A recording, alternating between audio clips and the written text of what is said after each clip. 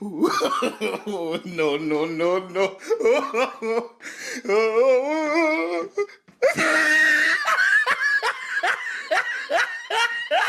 Hello, Internet. So today we are going to return to our favorite coven of commies, which is r/witches versus patriarchy. And I am very excited because we actually haven't visited this sub in quite a while, and don't worry, I see all the recommendations you guys give, and tomorrow I'm going to be combing over all of my comments and basically compiling a list, and I will be doing a bunch of your requests this week, so no worries at all. Trust me, I read them, don't worry. But without further ado, like, comment, and subscribe. Join the Patreon or become a YouTube member, and I will shout your name out at the end of every video till the end of time. And on to the posts. Alrighty, so our first post that we have today is gonna be, she is powerful and they are scared. Magic. What if you actually go to see what happened? If we just click on play real quick, you can see a frame by frame of her just getting carried away. I'm sorry, I don't know why I find this so funny, but the framing of the Reddit post is, the framing of the Reddit post is just so fucking good. And this wasn't in America, by the way, this was actually in France. That is right, guys, the country of long bread and cigarettes. But without further ado, let's go right to the comments. I was once told that they're trained to be scared, which is so dangerous, but it does explain why they're so visibly scared of a single person who is very unarmed. In fact, they're scared of someone who is extremely vulnerable in this situation. I'm sure we can use this information. 911 fucking upvotes. Oh my god, you know, they complain so much about Twitter having misinformation, which, to be honest, it does. But like, and then they do shit like this, and it's like, alright, so you're just no better, are you? And I know that most of you who watch my content know that this is very, very common. But it's still just so fucking funny to see every time, and this one in particular, man. God, I just couldn't help myself, it looks so fucking funny. They're scared of acorns, for crying out loud, and if you guys don't know what this is referring to, this guy was making an arrest and an acorn dropped on his car, and he thought that they were gunshots, so he just started unloading on the car, which is insane, by the way. I'm glad he lost his job, but holy shit. Someone could have died for literally no reason. Just what the fuck. But hey, that's what happens when you defund departments and the pay is low. You know, you're gonna get the shittiest people for the job, and that goes for any industry. When there's no competition, anyone's just gonna join, and that's gonna be that. And that's totally what we want for our fucking police department.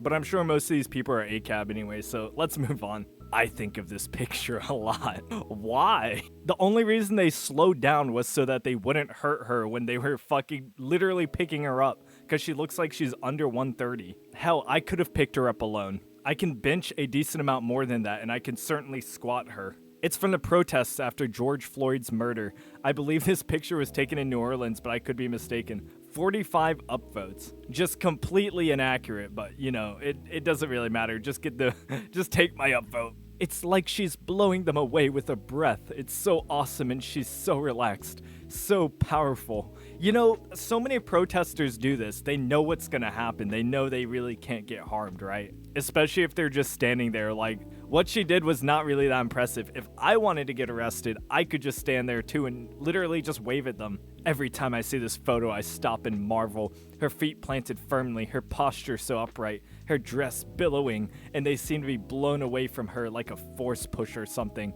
Art in real life. Oh my god, we are really gooning over this photo, aren't we? And like I said, let's go to the controversial section. I need to keep doing this. I keep forgetting for some of the posts, but I'll make sure to look at all of them this time. Okay, there was literally nothing, so that was a waste of time. Let's go on to the next post. What to do at an ICE checkpoint, especially if you are white and or feel the need to jam up the works. The most important acts of resistance are the small ones. This is taken from the punk subreddit. Oh, we visited that one. Go check that video out if you haven't already. Please share. Stay safe out there, my witches. The following is making the rounds. This is getting too real, friends. We need to be prepared for us and for the diverse communities around us. Here's the deal. Border control can verify citizenship within 100 miles of a border or external boundary. This includes coastlines. So New York City, Philadelphia, and all of New Jersey are within a 100-mile zone. All right, we're going to skip this part because they're just going over, like, I don't know, the law. With that said, if you're a born citizen of the United States, and especially if you're a white, you need to speak the fuck up. Why, though? They're legal citizens. The most important acts of resistance are the small ones. Make it difficult and uncomfortable for ICE agents to do their jobs. But why, though? How do you know you're not, like, stopping them from deporting a fucking rapist or something? How the fuck do you know? They are counting on citizens to turn a blind eye and allow them to deport undocumented citizens without challenge. Okay, what's the problem with that? Disabuse of that notion. If you're on a train, bus, or anything else in the ICE or CBP boards, you need to stand up and loudly let everyone know that they have the right to remain silent or only answer questions in the presence of an attorney, no matter their citizenship or immigration status. Yeah, this isn't gonna make you look like a fucking nut job. There have been numerous reports that confronting the agents in this way has caused them to leave without verifying citizenship. This can save lives. If you see anyone being held up by immigration, loudly ask if they are being detained and if they are free to go. Immigration's officers cannot detain anyone without reasonable suspicion. An agent must have specific facts about you that makes it reasonable to believe that you are committing or committed. You know, fun fact, a lot of them actually do have the locations of these people and they have the faces and everything, so they know, especially the violent ones, who they are actually, you know, taking into custody. So doing all this is literally stopping them from getting rid of the worst, because that's who they are starting with. So, oh my god, dude, it's just so blatantly fucking retarded. A violation of immigration law or federal law. If an agent detains you, you can ask for their basis for reasonable suspicion. How about they fucking raped 3 kids, you know? And they should tell you. God, I want to see a video of that, of a woman just fucking freaking out, and then they give them the reason for why they're getting arrested, and then the woman just goes completely silent. I'm sure it's out there somewhere. White citizens, you have a level of privilege which protects us from retaliation from ICE for being rude and making a scene, which makes it our duty to speak. Dude, they can't go like 3 seconds without being racist, which makes it our duty to speak up and make sure people without the same privilege know their rights. Get loud, yell in Spanish if you know it. Let people know that they don't have to say shit. Make ICE uncomfortable, throw sand in the gears of white supremacy. Holy shit, how did this become about white supremacy? It is perfectly legal to record immigration agents as long as you are not on government property or at a port of entry. If your train/bus gets boarded, pull your phone out and start videotaping immediately. Alrighty, we've read enough of that, but 13,000 upvotes. No digas nada. Learn it. Yell it on repeat. It's pronounced no digas nada. Don't say anything. Thank you, kind Redditor, just doing what I can. Oh my god, dude. Like I said, if they actually knew what was going on, it doesn't matter if they say anything. If they have their face, if they match it up, if they know that this person is like a violent criminal, they're gonna arrest them regardless. But, you know, who cares? La migra es aquí. They didn't even spell aquí right. No digas nada. There's supposed to be a U there, A-Q-U-I. But don't leave it to Redditors to, you know, do a simple Google search. Consider clarifying, no less digas nada. It comes off as don't say anything to anyone else who needs to know. Ah, nice. We're learning a little Spanish here, but let me ask you this. Why don't they know English if this is the country they want to live in? Shouldn't they know enough English for you to just, you know, tell them this? I mean, I feel like if you actually cared about not being captured, you would do your best to, like, you know, prevent being captured. I'm older and tired of patriarchal bullshit. My superpower is malicious compliance. What does this have to do with the fucking patriarchy? You know, women can be against illegal immigration too, right? Or is infantilization now empowerment? Did I miss something? I also learned something about warrants from restaurant friends. Administrative warrants grant access to next to nothing and can be largely ignored. If someone shows an administrative warrant, it does not allow them to enter private spaces, like the kitchen of a restaurant. Federal warrants are serious and interference can get you in trouble, though you can throw a little sand in demanding to read it and check it. Yeah, that's what I thought. You don't think the federal government has this worked out beyond your fucking Reddit post? Sure, if us privileged ones run into them, you mean privileged by being fucking legal? We can at least divert some of their time into talking to us. If it's a guy, we can always look doe-eyed and ask a lot of questions and act super interested in having them mansplain everything to us. Oh my god. Yeah, I don't think a bunch of womansplaining is gonna stop the federal government from doing their job, sorry. And the fucking Barbie movie, man, what a god awful movie. Holy shit. I hated every single second of this thing, and I only watched it because it was free, and my fiance wanted to see if it was just as, as bad as she heard it was. And oh man, it was worse. The ending, I don't know why people cried at it. It was so stupid. But anyway, moving on. Oh god, we got a schizo post. Trump is sending 30,000 migrants to Guantanamo Bay. It is now a concentration camp. We need to wake up. I know many people in this sub are very aware of this, but fuck our own perceived sense of powerlessness. Right now, you need to make an action plan with achievable steps on what you can do to help protect your community, especially immigrants, LGBTQ folks, anyone marginalized. Make a list of skills you have that you can offer up in this fight. Are you a good writer or public speaker? Speak at protests. Are you a good gardener? Figure out how you can start a community garden or open up your own backyard garden to the community if you can. Wait, what? What's this gonna do? Are you a lawyer? Now is the time to defend people through the legal system. Do you know self-defense and can teach a class? Put together flyers and let your neighbors and community know you're offering them for free. Oh god, time is money, right? Stock up on contraceptives, take action, stop fucking doom scrolling. I'm yelling at myself as much as anyone else. If you have an undocumented neighbor, brainstorm ways to hide them. Yes, aid and abet an unlawful activity, great idea. Get to know your neighbors. You can do it. I know you're scared, and getting to know neighbors can be a whole can of worms, but we need to be setting up networks of communication with people we live near ASAP. Do not comply. Do not fucking yield. Do not give up. Dig deep. Fascism only works if we let it. This fight is not a foregone conclusion. Find your fire and let your heart guide you. Call upon your guides or deities or ancestors for strength. Enter meditations to receive direction on your next step. Recharge in nature. Soak up energy from the soil. Ask the earth to help you. You're in a war now. Do what you can. Do what your soul calls you to do. Holy shit, all the rhetoric.